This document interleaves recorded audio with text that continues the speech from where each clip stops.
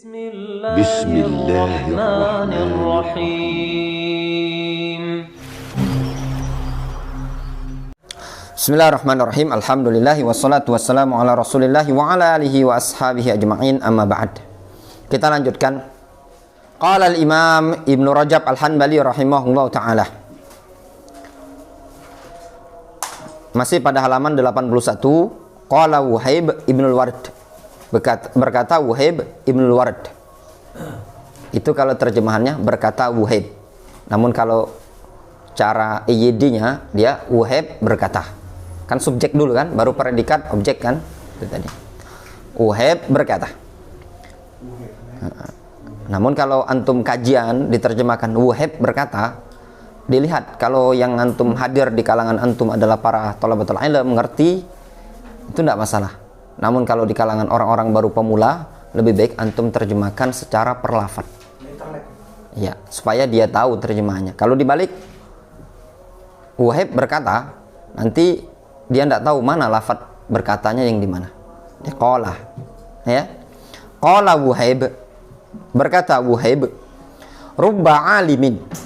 Rubba ini terkadang diartikan ya terkadang, jarang atau terkadang. Terkadang ada seorang alim, yaqulu lahun nas alimun. Orang-orang berkata tentang dia alim. Dia adalah seorang alim. Jadi terkadang ada seorang alim yang orang-orang mengatakan dia adalah alim. Ada seorang ustadz, orang-orang mengatakan dia adalah ustadz. Namun wahwa ma'dudun indallahi minal jahilin. Namun dia ternyata di sisi Allah digolongkan sebagai orang yang jahilin. Orang-orang menganggap dia berilmu, namun dia di sisi Allah dianggap orang yang bodoh. Banyak sebab bodohnya. Bisa jadi dia al-qaul 'ala Allah bila ilm. Dia suka berbicara atas nama Allah tanpa ilmu.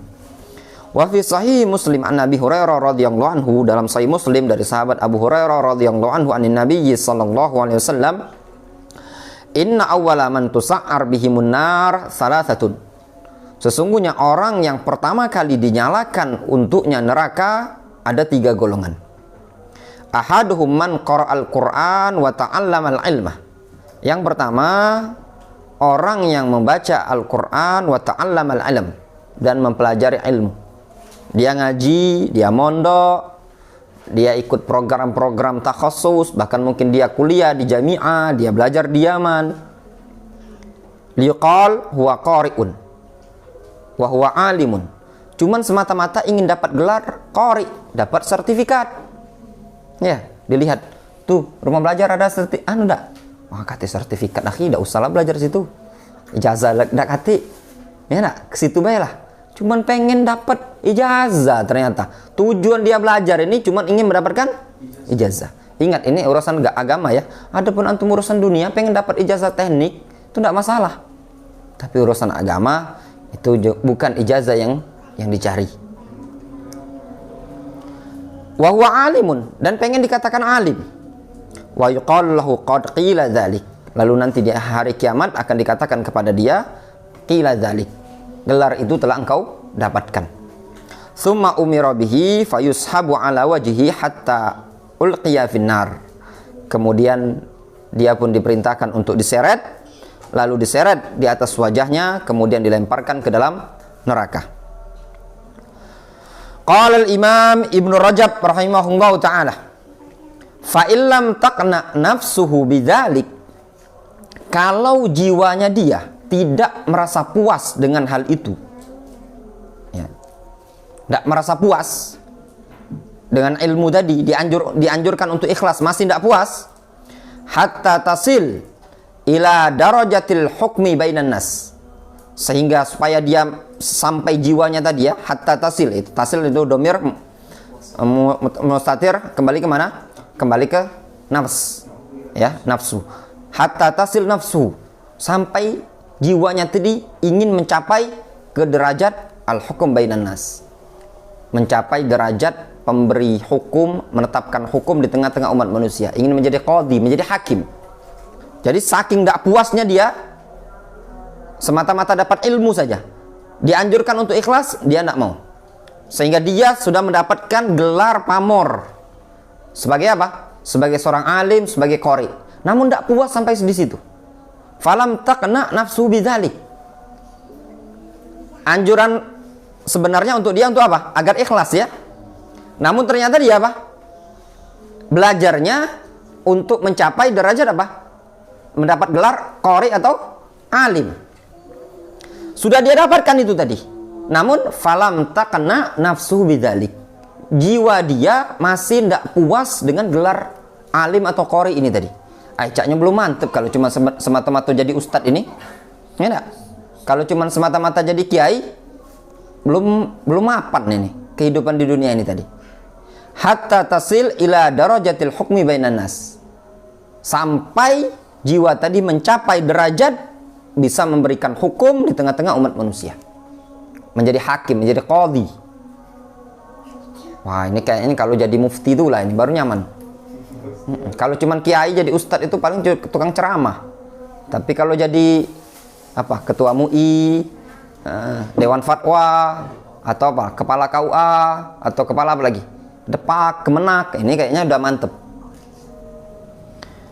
Haitsu kana ahluz zaman, yang mana dari sisi ahluz zaman ya, apa namanya, orang-orang pada masa itu ya, pada masa dia ahluz zaman, orang-orang pada masa itu la yu'azzimun. Ditambah lagi orang-orang pada masa itu la yu'azzimun man lam yakun kadzalik. Tidak mau mengagungkan, tidak memuliakan, tidak mengagungkan orang yang tidak seperti itu. Maknanya tidak seperti itu, tidak seperti qadhi.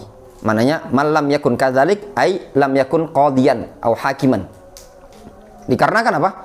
Orang-orang pada masa dia tinggal, pada zaman dia, ahluz zaman, orang-orang pada zaman dia tadi, tidak mau mengagungkan kalau orang belum mencapai derajat apa? Derajat hakim atau qadhi. Wala yaltafituna ilaihi, dan tidak mau menoleh masyarakat kepada dia. Dalam artian masyarakat itu tidak noleh kepada dia. Kalau dia tidak menjabat sebagai qadhi atau hakim, orang-orang masih belum menoleh ke dia. Kalau cuma sekedar ustadz, sekedar kiai, kayaknya belum mantep. Kenapa? Orang belum mengagungkan sekali. Beda kan kalau ketua lajnah daimah misalkan kan, kalau di Saudi Arabia. Kalau Indonesia ketua MUI, kan sosoknya itu kan lebih punya power ya, punya pamor ya. Nah, dia sudah ingin jiwanya seperti itu.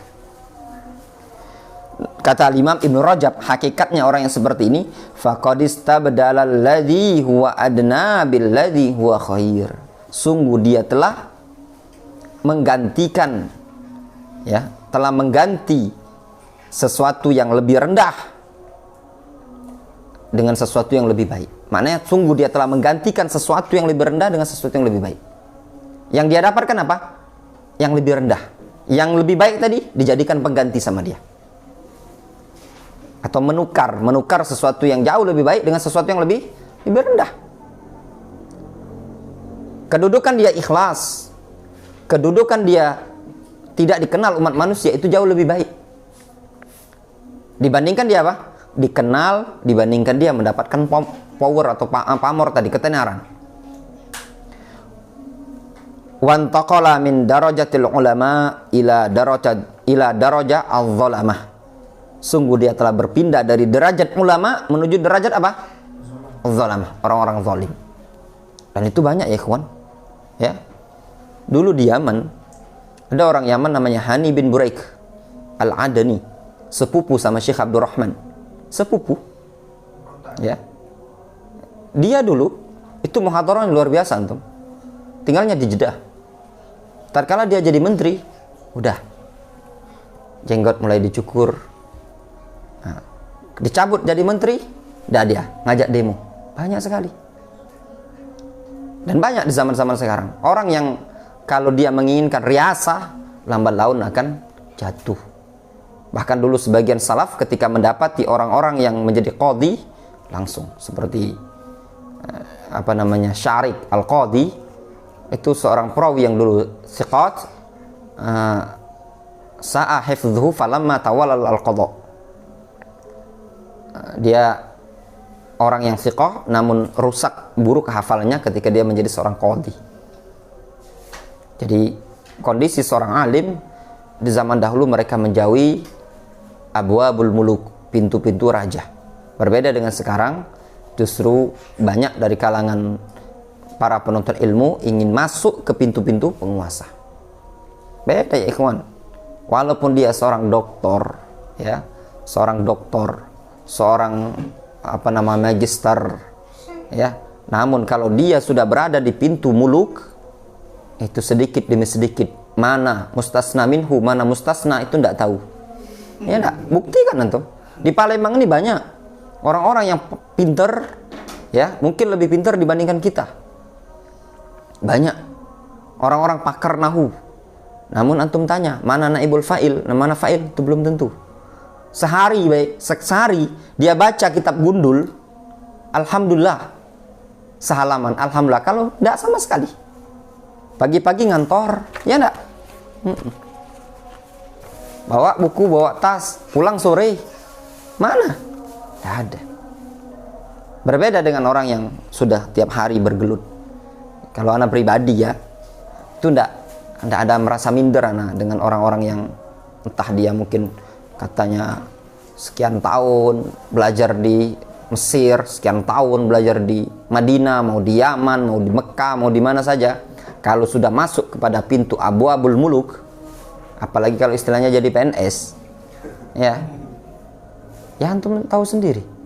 Pelajaran yang ada kan, kalaupun jadi dosen, anggaplah dosen, ya, dosen Muhammadiyah misalkan.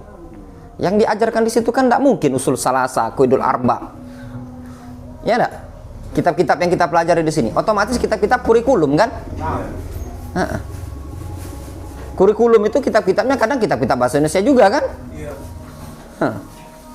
Jadi ilmu-ilmu yang dia dapatkan itu lama-lama mengikis. Dia ngajar, misalkan anak dosen. Anak otomatis kalau anak ngajar di kampus, anak dosen, misalkan anak dosen apa? Fikih. Paling fikih yang anak ajarkan kan? Bertahun-tahun anak ngajar fikih. Sampai anak pensiun fikih. Tapi kalau anak mengajar, anak bisa mengajar fikih. Anak bisa mengajar hadis, anak bisa mengajarkan akidah, bisa mengajarkan bahasa Arab, bebas kan? Itu diantara keunggulan ya, keunggulan masyayikh Yaman. Mereka itu punya bebas untuk mengajar. Jadi mereka bisa ngajar fikih, bisa ngajar mustalah hadis, bisa mengajar usul tafsir, bisa mengajar ini. Kalau ngajar di kampus kan sesuai dengan pelajaran kan? Kita ngajar aja misalkan matematika, nanti suruh nulis surat bahasa Indonesia, ya Dayan, kebalik-balik, buat pucuk dia buatnya di bawah. Tanda tangan itu di pucuk namu atau di bawah namu ya? Ya enggak? Nah, orang yang kalau mungkin nggak biasa ngerti Indonesia kan, mungkin dia tanda tangan sama dia keliru salahnya. Nah, karena ilmu tidak dimurojaah. Jadi yang dalam hal ini tadi bukan latar belakang ya, latar belakang kita gimana background kita belajar pendidikan akademiknya kita. Namun bagaimana bergelutnya dia dengan ilmu ini tadi. Itulah seorang alim. Adapun kalau tujuannya cuma ingin dapatkan jabatan, ya misalkan jadi kepala KUA, kepala Depak, Kemenak, atau mungkin menteri sekalipun, nah, kayaknya kalau nyalon menteri ini bisa nyaingi menteri yang sebelumnya. Nah, seperti ini sudah riwayatnya akan hilang, apalagi di Indonesia. Antum tahu sendiri, kalau kita masuk ke abwab as-salatin, pintu-pintu penguasa, antum mungkin mikir enak ya kalau kita punya ustadz kita diangkat jadi apa? Menteri agama. Ya, menteri agama. Mungkin pikirnya antum bisa kita menerapkan syariat kan? Tidak seperti itu. Justru dia setelah menceburkan dalam kubangan yang nantinya akan terjatuh pada kezaliman. Walihadza qala ba'dus salaf lamma urida 'alal qadha fa abahu. Oleh sebab itu sebagian salaf mereka mengatakan tatkala ingin diangkat menjadi qadhi, tatkala ingin diangkat menjadi qadhi fa abahu, dia pun enggan menerimanya. Apa jawabnya sebagian salaf? Innama ta'allamtu al-ilma liuhsyara bihi ma'al anbiya la ma'al muluk. Berani antum jawab seperti itu? Hah? Ustadz Yandri, saya angkat ini tahun 2040-an ya misalkan, atau 2040-an misalkan, tiba-tiba ada yang datangnya antum kan, Ustadz Yandri, nampaknya Anda kami angkat menjadi apa kira-kira di Empat Lawang tuh, atau apa yang kira-kira Bupati, ya, Bupati lah camat atau bupati, atau mungkin MUI ada juga di Empat Lawang. Ada. Tapi kan MUI itu bukan MUI itu MUI itu ada gaji dak? Nggak tahu kalau di dosanya. Yang instansi pemerintah lah, menteri itu kan resmi pemerintahan kan. Nah, misalkan anggaplah antum mau diangkat jadi menteri lah, Yandri. Ternyata yang jadi presidennya Derli. Gitu tadi. Ya kan, wakilnya Nasihin misalkan. Nauzubillah, anak tidak berharap ya, anak tidak berharap antum. Itu antum. Nah, misalkan diangkatlah Yandri untuk menjadi presiden, menteri tadi. Antum enggan. Kalau jawabannya antum seperti ini, sebagian salaf mengatakan innama ta'allamtul ilma liuhsyara ma'al anbiya la ma'al muluk. Sebagian salaf mengatakan, aku belajar ilmu ini supaya aku digolongkan bersama para nabi, bukan digolongkan bersama para penguasa ini tadi. Fainal ulama yuhsyarun ma'al anbiya, dikarenakan para ulama itu nanti dikumpulkan bersama para nabi. Wal qudhat, sedangkan qadhi, para hakim, menteri dan yang lainnya, yuhsyarun ma'al muluk, akan dikumpulkan bersama para raja. Gitu loh. Bisa enggak Yan antum menjawab seperti ini? Ditawari Derli jadi menteri tadi. Wah, berat Yan. Itu luar biasa kalau di zaman sekarang. Ya. Itu ada ustadz yang bisa nolak seperti ini, layak antum belajar sama beliau. Wala budda lil mu'min min sabrin qalil, dan harus bagi seorang mukmin untuk bersabar sedikit saja, sabar baik sedikit. Hatta yasila bihi ila rahatin tawilatin, supaya dia bisa mencapai menuju kenyamanan yang panjang. Rohah, nyaman. Ya, istilah rohah itu nyamannya. Tenang, katik pikiran. Itu namanya rohah. Fa'in jaza'a walam yasbir, fa'in jaza'a walam yasbir, namun kalau ternyata dia keluh kesah, tidak mau sabar, fahuwa qama qala Ibnul Mubarak, maka dia sebagaimana yang dinyatakan oleh al-Imam Ibnul Mubarak, wa man sabara fama aqalla ma yasbiru.